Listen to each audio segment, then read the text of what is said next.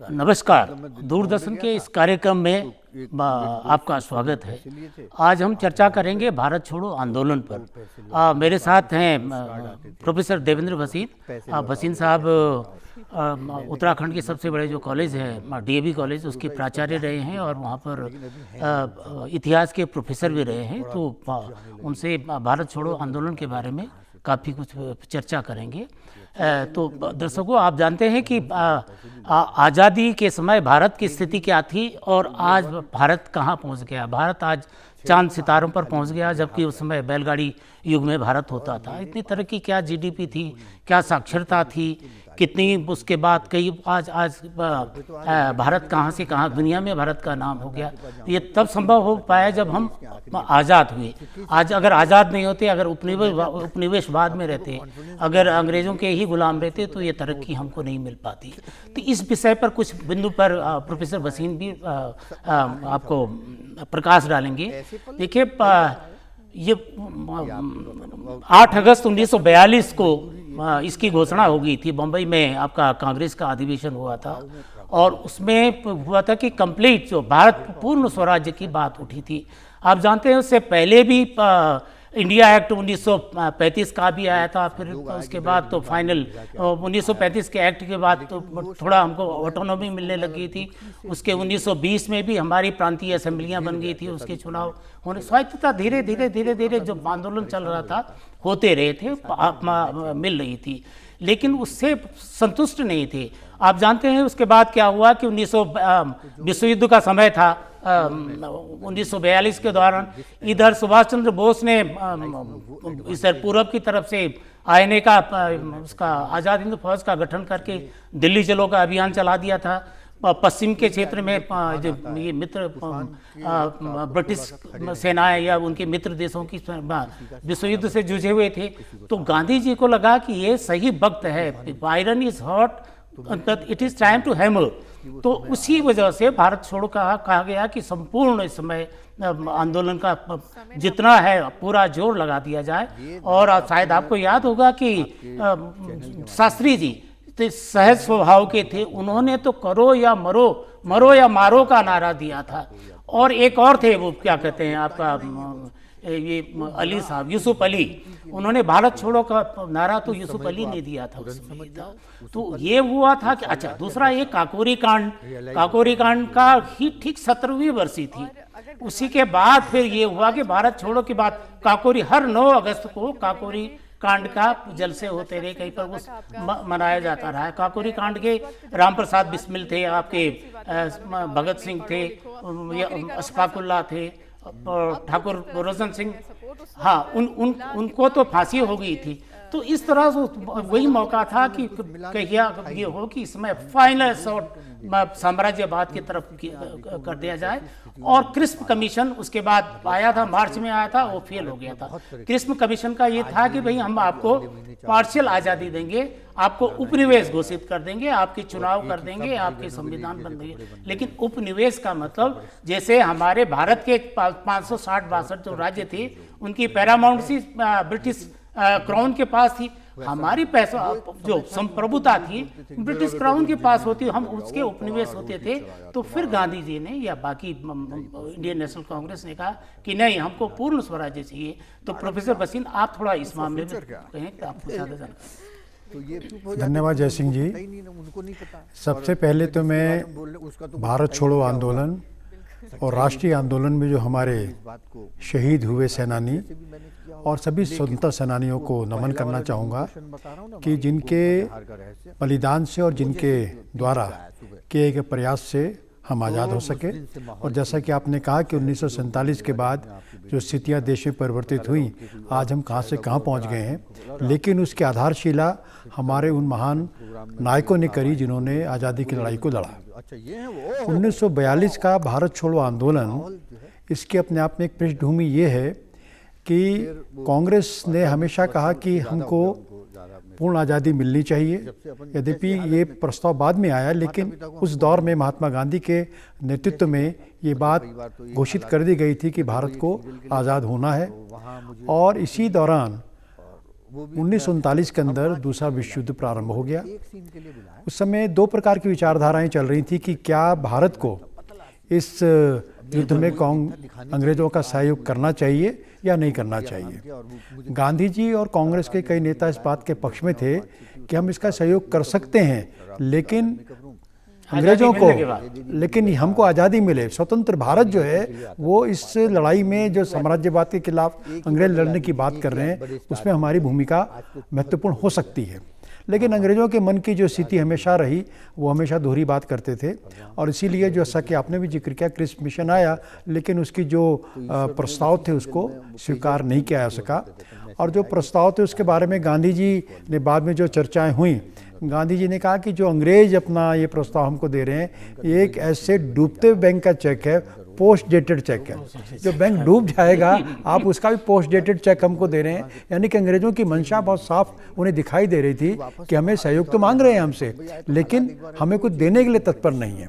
इन सारी परिस्थितियों में अखिल भारतीय कांग्रेस कमेटी ने पहले जुलाई में एक बैठक सेशन करके इसका निर्णय लिया था कि हम इस पर एक आंदोलन प्रारंभ करते हैं। और 8 अगस्त से पहले एक तिलक जयंती पर भी बड़ा कार्यक्रम हुआ, 1 अगस्त को कार्यक्रम हुआ।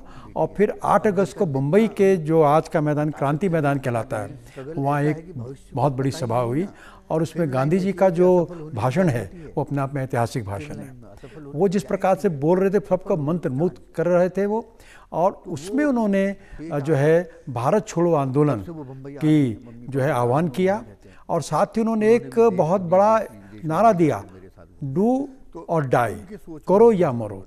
लेकिन यहाँ मैं स्पष्ट कर दूं कि गांधी जी पूर्णतः अहिंसावादी थे, और डू और डाई की जो अगर हम शब्दावली पर जाएंगे तो उससे लगता है कि शायद इसमें कहीं हिंसा शामिल है, लेकिन गांधी जी के इस नारे के पीछे हिंसा नहीं थी।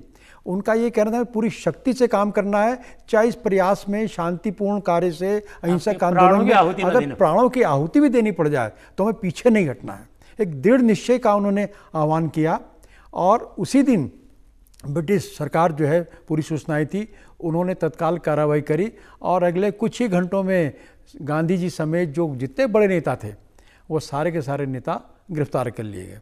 कुछ नेता जिनमें हमारे लोक नायक श्री जयप्रकाश नारायण जी शामिल थे, ये लोग बहुत तरीके से इसमें भूमिगत हो गए। लेकिन जो हालात पैदा हो गए वो ये हो गए कि नेता सभी जेल में चले गए, गांधी जी जेल में थे, बाकी सभी नेताओं को अंग्रेज सरकार ने सलाखों के पीछे बंद कर दिया। लेकिन वो आंदोलन अपने आप में बहुत तेज़ी से आगे बढ़ा। अब चूंकि नेता मौजूद नहीं थे तो स्थानीय स्थान पर स्थानीय नेतृत्व खड़ा हो गया, और स्थानीय नेतृत्व में कई स्थानों पर समानांतर सरकारें बन गई, सरकारें बन गई, जिला स्तर पर सरकारें बन गई, गुजरात में बनी, इधर जी हाँ, बिहार में बन गई थी। जी जी, जी, जी। तो ये जो बात है ये अपने आप में बहुत महत्वपूर्ण थी, और ये आज़ादी के पहले का सबसे बड़ा जन आंदोलन था। गांधी जी के अगर आंदोलनों को आप देखेंगे तो गांधी जी वो हमारे महान नेता रहे हैं हमारे राष्ट्रपिता के नाते, कि जिन्होंने जो आज़ादी का आंदोलन था उसको बैठकों से निकाल करके जनता के बीच में ले गए। इस आज़ादी के आंदोलन को जन आंदोलन बनाने का अगर श्रेय है तो निश्चित तौर पर गांधी जी और उस समय के हमारे नेताओं को है। तो गांधी जी का ये जो आह्वान था इसको लोगों ने हाथों हाथ लिया, लेकिन स्थानीय स्थान पर स्थानीय नेतृत्व भी होता है, कुछ परिस्थितियां भी होती हैं, तो उसमें कहीं पर बहुत शांति से आंदोलन चला, कहीं पर थोड़ी उग्रता भी आई, और अंग्रेज सरकार ने बहुत सख्ती से इस आंदोलन में निपटा। उन्होंने जितनी क्रूरता संभव थी क्रूरता दिखाई, स्थानीय स्थान पर लाठीचार्ज हुए, गोलियां चलाई गई, लोगों को अंधाधुंध गिरफ्तार करके जेलों में डाला गया, रातों रात लोग उठा लिए गए, और इसमें बड़ी संख्या में लोगों के बलिदान हुए। तो ये अपने आप में जो है ये जो आंदोलन है ये आज़ादी के आंदोलन का एक बहुत बड़ा हमारा अध्याय है, और आज़ादी से पहले का सबसे बड़ा आंदोलन है। हाँ, तो एक तो 1857 की क्रांति थी जी, इसको दूसरी क्रांति भी कहा गया। और हुआ ये कि 9 अगस्त की सुबह सूरज उगने से पहले CWC के जितने मेंबर थे सारे अरेस्ट हो गए थे। गांधी जी भी अरेस्ट हो गए थे, अपने हमारे उत्तराखंड से गोविंद बल्लभ पंत जी भी थे, उस समय के बहुत बड़े नेता थे, तो वो भी वहीं बम्बई में गिरफ्तार हो गए थे। तो फिर क्या हुआ कि उत्तराखंड में सब अब जब बड़े नेता गिरफ्तार हो गए हों तो लॉलेसनेस तो आती है। तो उस दौरान सारे छात्र नेता आंदोलन में कूद पड़े थे, कर्मचारी नौकरियां छोड़कर आंदोलन में कूद पड़े थे जैसे होता है। तो लगभग 1000 लोगों के उसमें लोगों ने जाने गंवाई थी और हजारों की संख्या में DIR में बंद हुए थे, हजारों लोग नज़रबंद हुए थे उसमें। और हमारे उत्तराखंड में भी बहुत सारे लोग, आप ये समझिए कि उस समय पहले यहाँ कुमाऊं परिषद बनी, कुमाऊं परिषद के बाद वो कांग्रेस बन चुकी थी, तो यहाँ भी बहुत सारे लोगों ने भी उसमें अपना योगदान दिया। तो एक तो उसमें ये जो मैं कहना चाह रहा था कि जो एक प्रस्ताव पारित हुआ था क्रिस्प कमीशन के बाद, जो होने के बाद ये था भारत छोड़ो का ये हुआ था कि हम विश्व युद्ध में शामिल होंगे लेकिन एक स्वतंत्र राष्ट्र के तौर पर हमारी सेनाएं वहाँ जाएंगी। ये प्रस्ताव उस दिन पास हुआ था कि आप हमें आज़ादी दे दो, हम आपका साथ देंगे, लेकिन आपके उपनिवेश के तौर पे नहीं, हम आप एक स्वतंत्र संप्रभु राष्ट्र के तौर पर करेंगे। अगर नहीं करेंगे तो हम हुआ और वही हुआ, करो या मरो हुआ। और अंग्रेज विवश हुए क्योंकि इधर से नेताजी आ गए थे रंगून की तरफ से, दिल्ली की तरफ बढ़ के चले आ रहे थे। आप ये समझिए कि उनकी सेनाएं वहाँ झुकी हुई थी, पश्चिमी मोर्चे पर इनके मित्र राष्ट्रों की सेनाएं थी। तो वो बहुत अच्छा, उस समय लेबर पार्टी की वहाँ सरकार थी, चर्चिल साहब प्रधानमंत्री थे। वो चाहते थे कि भारत को आज़ादी मिले, लेकिन वैसी आज़ादी मिले उपनिवेश जैसे उन्होंने राष्ट्रमंडल अल्टीमेटली बनाया ही है, तो उस तरह के वो चाहते थे। तो प्रोफेसर साहब, क्या उत्तराखंड का क्या रोल उस समय रहा उसमें भारत छोड़ो आंदोलन में? यहाँ क्योंकि यहाँ भी बड़े बड़े, आप जानते, बहुत बड़े नेता हुए हैं। नरदेव शास्त्री यहाँ पर थे जिन्होंने पहाड़ में भी जाते थे, और आपके एम एन रॉय थे, और क्या कहते हैं महावीर त्यागी जी रहे, महावीर त्यागी थे, आपके रास बिहारी बोस थे, बहुत सारे अमीचंद बमवाल थे, बहुत सारे लोग थे। आपके ये मुंशीराम थे जिनको बाद में श्रद्धानंद जी बोला गया था। श्रद्धानंद तो जब गांधी जी साउथ अफ्रीका से आए 3 लोगों से, उन्होंने कहा हमको 3 लोगों से मिलना है। 3 लोग कौन थे? एक सेंट स्टीफेंस कॉलेज के एस के रुद्रा थे दिल्ली, शांति निकेतन के रविन्द्रनाथ टैगोर थे, और हरिद्वार के मुंशीराम थे। तो इतने बड़े, मतलब कि उत्तराखंड का इतना बड़ा रोल था कि आपको लगता है जैसे कि यहाँ उस आंदोलन, जैसे आपको याद हो खारा खेत में तो नमक आंदोलन चला था, और जवाहरलाल नेहरू ने जो पहली जो किसी पॉलिटिकल कॉन्फ्रेंस की अध्यक्षता की वो देहरादून में की थी, पहली भी की, दूसरी 1920 में की, 1922 में भी वही किया था। तो आपको देहरादून का, क्योंकि आपके देहरादून पर भी आपने PhD की है, तो उस पर कुछ प्रकाश अगर डालना चाहेंगे। देखिए, उत्तराखंड ने जो आज़ादी की लड़ाई है इसमें बहुत महत्वपूर्ण भूमिका निभाई है, और मेरे एक छात्र ने इस पर उत्तराखंड का राष्ट्रीय आंदोलन में योगदान, इस पर शोध भी किया है। वो बहुत विस्तारित अपने आप में कार्य है, लेकिन चूँकि हमको बहुत संक्षेप में अपनी बात को यहाँ पर सबके सामने रखना है, तो प्रारंभ से लेकर के आज़ादी तक उत्तराखंड की भूमिका हमारी बड़ी महत्वपूर्ण रही है। और अभी आपने रास बिहारी बोस जी का जिक्र किया, तो INA के बनने में उनकी भूमिका, FRI में यहाँ पर रास बिहारी जी अपना सर्विस किया करते थे, और उस पर किस प्रकार से वो INA बना है इसके हम जानते हैं। और जिस समय भारत छोड़ो आंदोलन चल रहा था, बसंत कुमार उनका जो साथी था जी, जो जिसने गवर्नर जनरल पर बम फेंका था, जी, इनके साथ उसको फांसी हो गई थी। फांसी हो गई थी। यहीं से गया था। INA का जिस समय चल रहा था, तो हम जानते कि उत्तराखंड के हमारे कई सैनिक INA से 3000 है ना, 3000 जी, और उनकी हम जयंती मनाते हैं। 600 शहीद हो गए थे, हाँ, और बाकी आंदोलन में आ गए थे। और दूसरी ओर गांधी जी के आंदोलन में भी उत्तराखंड की भूमिका रही है। अभी आपने कई नरदेव शास्त्री जी का नाम लिया, महावीर त्यागी जी का नाम लिया, ये सभी वो बड़े नेता रहे हैं जिन्होंने उत्तराखंड में रहते हुए और यहाँ से जा कर के भी अपना आज़ादी के आंदोलन में भूमिका निभाई है। और DAV कॉलेज जो महाविद्यालय, उसने भी उत्तराखंड के इस परिप्रेक्ष्य में आज़ादी के आंदोलन में भूमिका निभाई। यहाँ पर एक गोपनीय बैठकें भी हुआ करती थी। कह रहे विषय बहुत लंबा हो जाएगा, लेकिन अगर हम आज़ादी के 1942 वाले मामले पर आते हैं, तो हमको एक चीज़ देखनी पड़ेगी कि 1942 का आंदोलन जो है वो तत्काल हमें आज़ादी नहीं मिली। उससे अंग्रेज सरकार ने सभी नेताओं को गिरफ्तार कर लिया, सख्ती से उस पर जुल्म किए, और धीरे धीरे इसी बीच में जो महात्मा गांधी की धर्मपत्नी थी उनका निधन हो गया। उनके सचिव महादेव जी, उनका निधन हो गया। कई लोग और भी जो हैं दिवंगत हो गए। और धीरे धीरे जब सभी लोग जेल में थे और यहाँ नेतृत्व की स्थिति दूसरी थी और क्रशिंग हो रही थी, पूरी तरह से क्रश किया जा रहा था, तो आंदोलन थोड़ा थोड़ा समय के संग होता भी है, ये थोड़ा धीमा भी हुआ। और इसी बीच में ब्रिटेन के अंदर भी सत्ता परिवर्तन हो गया, वहाँ पर लेबर पार्टी आ गई। और इधर से अपना सुभाष चंद्र बोस जी के नेतृत्व में आईएनए का दबाव बन गया था, दूसरी ओर नेवी का विद्रोह हो गया। तो इन सब कारणों से बीच में यद्यपि 42 में या 44 तक हमको आज़ादी नहीं मिल पाई, लेकिन 1947 में आज़ाद हुए। लेकिन उसकी जो एक आधारशिला है वो गांधी जी ने कहा क्विट इंडिया, वो क्विट इंडिया जो है अंग्रेज़ों के लिए 1947 में सिद्ध हुआ।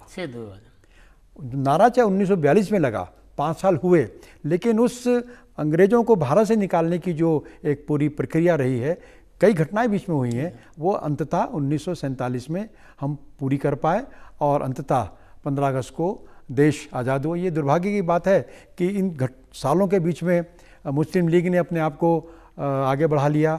जिस समय बाद में 1942 के आंदोलन के बाद जब चुनाव हुए हैं तो उसमें कई क्षेत्रों में कांग्रेस बहुत अच्छे जीती, लेकिन मुस्लिम बहुल क्षेत्रों में मुस्लिम लीग ने अपने आप को बहुत मजबूती से प्रस्तुत किया।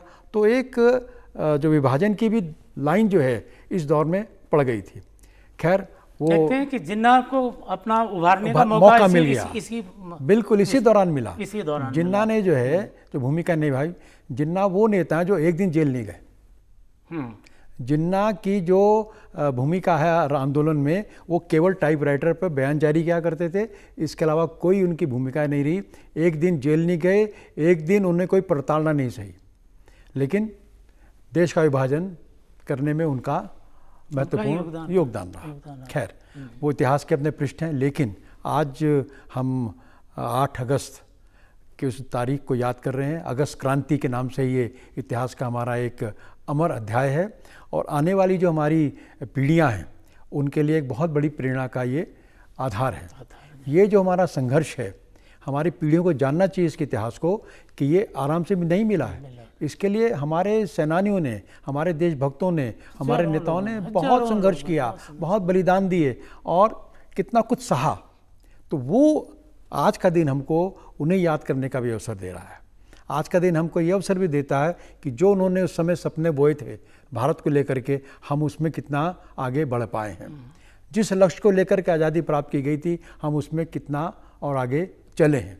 तो आज के दिन निश्चित तौर पर एक ऐतिहासिक दिन है और 1942 की जो अगस्त क्रांति है वो भारत के इतिहास में हमेशा अमर रहने वाली है और हमारे जो महान नेता हैं वे भी हमारे इतिहास में हमेशा अमर रहेंगे। हमारे इतिहास में नहीं बल्कि दुनिया के इतिहास में जो उनकी भूमिका है वो हमेशा याद की जाएगी।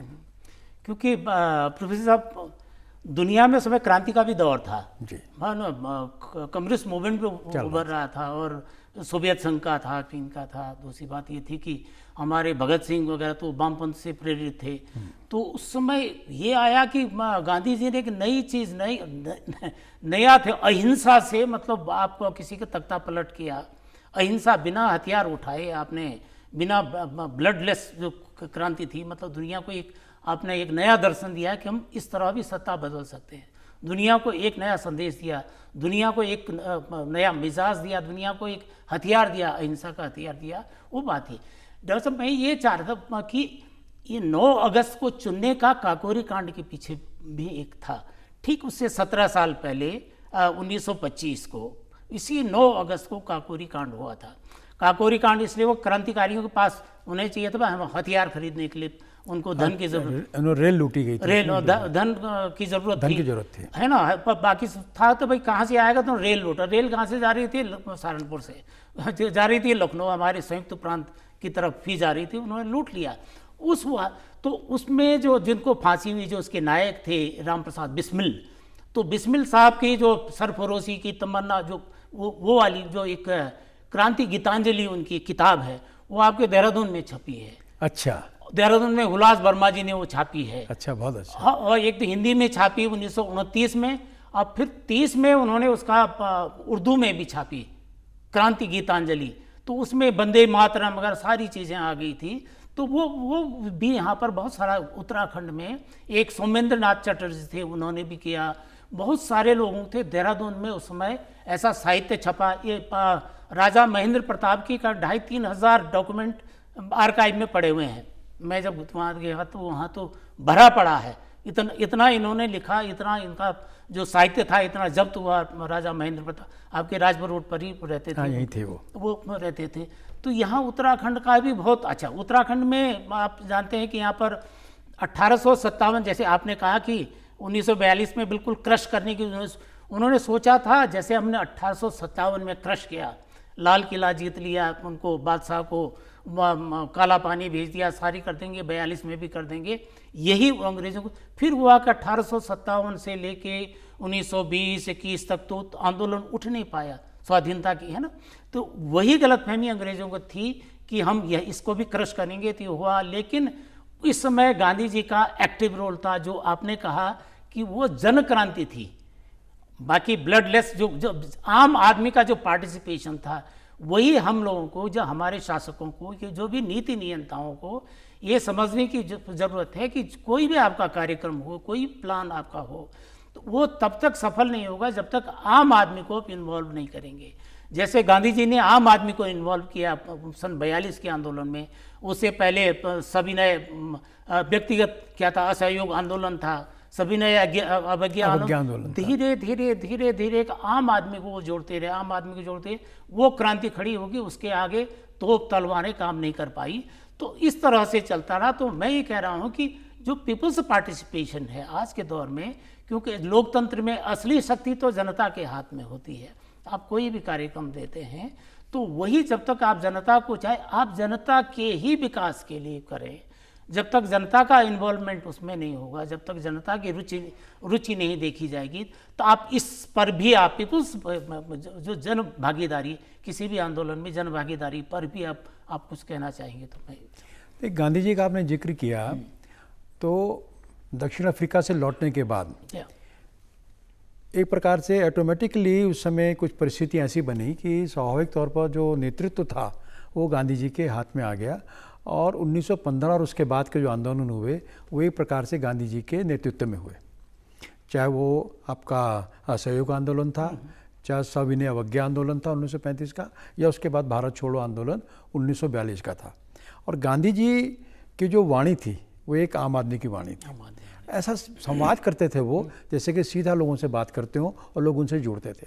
अब देखिए व्यक्ति का चमत्कार देखिए कि उनके आह्वान पर लोग अपना प्राण देने के लिए तैयार हैं, उन पर लाठियाँ चल रही हैं, गोलियाँ चल रही हैं, लेकिन प्रतिकार के लिए हाथ नहीं उठ रहा।